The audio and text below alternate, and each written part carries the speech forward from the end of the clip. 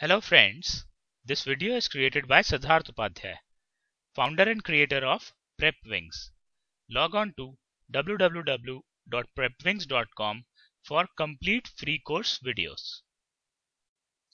Okay, so in this video we'll talk about fundamental counting principle. So according to FCP, if three independent tasks T1, T2 and T3 can be finished in N1, N2 and N3 unique ways respectively, then the first point is number of ways to do all the three tasks together will be N1 into N2 into N3. Okay, and the number of ways to do exactly one of the three tasks will be equal to N1 plus N2 plus N3. Okay, what it means is, the first point means the number of ways to accomplish all the three tasks together. That means we are accomplishing task T1 and task T2 and task T3. Okay, so that is equal to N1 into N2 into N3. Okay, and the number of ways to do exactly any one of the three tasks, that means we have to accomplish either T1 or T2 or T3, that is equal to N1 plus N2 plus N3. Okay, so the basic fundamental counting principle means that says that AND means multiply, OR means add. Okay, now we'll look at a question here. The question says that there are 3 roads from city A to city B and 2 roads from city B to city C. All the roads are one-way roads. How many different routes exist to reach city C from city A, assuming the only way to reach city C from city A is through city B? Okay. So now the information given to us is the number of ways to go from city A to city B is 3. Because there are 3 roads going from A to B. Similarly, the number of ways to go from city B to city C is equal to 2. Okay. So now to go from city A to city C, we need to go through city B. So if we have to go from city A to city C, we'll first go city A to city B and from city B to city C. Okay. So we are using an AND operation here of FCP. So now following FCP, the number of ways to go from city A to city B is 3 and number of ways to go from city B to city C is 2. Okay, and we have an AND here.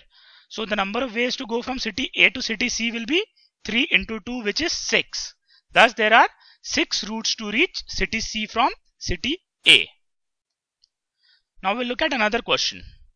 This question provides us with a table. The table has headings, cities, property types and amenities. Okay, over here we have mentioned 5 different cities, 3 different property types and 3 types of amenities. Okay, this is about real estate investment options. Okay, so an example investment is stated. It says that one can invest in London in a commercial space having only the basic amenities. Okay, so this is a type of investment. We have to find how many different investment options an investor has. Okay, so now we'll look at the table again. Okay, so to get a typical investment, we need to select one city and one property type and one amenity. Okay, so the number of ways to choose one city out of 5 is 5. Again, number of ways to choose one property type from 3 property types is 3, and number of ways to choose an amenity is again 3. Okay, now we know for an investment the investor has to choose a city, a property type and an amenity, and we also know the number of ways to choose a city is 5, number of ways to choose a property type is 3 and number of ways to choose an amenity is also 3. Okay, and I'm choosing all the 3 things, means I'm choosing a city and a property type and an amenity. Thus number of ways to choose all the 3 will be then 5 into 3 into 3, which is 45. Thus an investor has 45 different investment options. Now we look at another question. The question says that a test has 6 multiple choice questions. Each question has 4 different options and 1 correct answer. A student needs to answer each question in order to submit the answer sheet.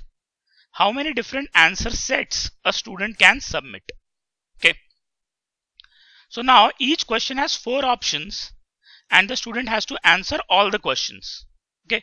Thus, each question can be answered in 4 different ways. Now the student is answering all the 6 questions. So the student is answering question 1 and question 2 and question 3 and question 4 and question 5 and question 6. Okay, here Q1, Q2, Q3, Q4, Q5, Q6 represents all the 6 questions. Okay, so the student is completing Q1 and Q2 and Q3 and Q4 and Q5 and Q6. Okay, and each question can be answered in 4 different ways. Thus, the number of ways to answer all the questions will be 4 into 4 into 4 into 4 into 4 6 times, which will give me 4 raised to power 6. Thus, a student can submit any one of the 4 raised to power 6 answer sets. Okay, so this is all about the fundamental counting principle. Thanks a lot for watching this video.